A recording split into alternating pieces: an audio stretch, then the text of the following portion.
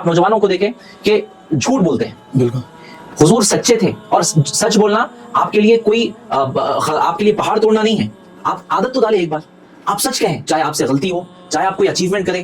غلطی ہونا کوئی بڑی بات نہیں ہے, لیکن غلطی پہ آپ انسسٹ کریں, اپنی غلطی کو نہ مانیں, یہ بہت بڑی غلط بات ہے. اللہ نے فرمایا کہ التائب من الذنب کمن لا ذنب له, جو اپنی غلطی کا پچھتاوا کر لے تو پھر وہ غلطی والا رہتا ہی نہیں.